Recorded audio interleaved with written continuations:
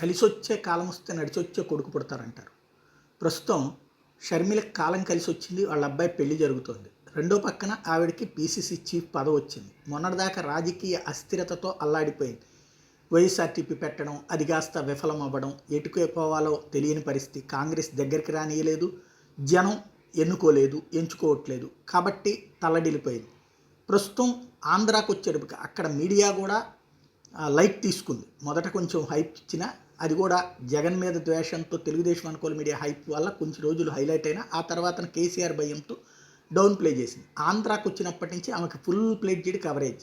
ఈ గంట షర్మిల మాట్లాడితే లోకేష్ కంటే కూడా ఎక్కువగా కవరేజ్ ఇస్తున్నారు. మంచిదే. ఆ విధంగా ఆయా సంస్థలు తమ తమ ఉద్దేశం ఏంటి అంటే జగన్ని ద్వేషించే వాళ్ళు ఎవరైనా సరే హైలైట్ చేస్తామన్నటువంటి రూట్లో సాగుతూ ఉన్నటువంటి పరిస్థితి చూస్తున్నాం. ఇప్పుడు చూసుకుంటే తాజాగా షర్మిలకి సంబంధించినంత వరకు లోకేష్కి షర్మిలకి పోటీ అయింది. ఇప్పుడు షర్మిల సభలు బిగిన్ అయిన తర్వాత, అంటే షర్మిల సభలు నడుస్తున్నంతసేపు లోకేష్ కానీ తెలుగుదేశం కానీ ఇక్కడ లేవు.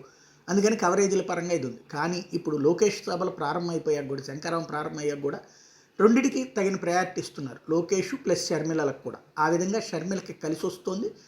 వాస్తవంగా ఇంతకుముందు రుద్రరాజు పద్మరాజుకి సాధ్యం కాలేదు, శైలజనాథికి, రఘువీరారెడ్డికి సాధ్యం కాలేదు, సిపిఐ రామకృష్ణకి, సిపిఎం శ్రీనివాస్ గారికి సాధ్యం కాలేదు. కానీ ఇప్పుడైతే సాధ్యమవుతున్నది. ఎందుకు అంటే జగన్ మీద ద్వేషం షర్మిలకి అదృష్టం.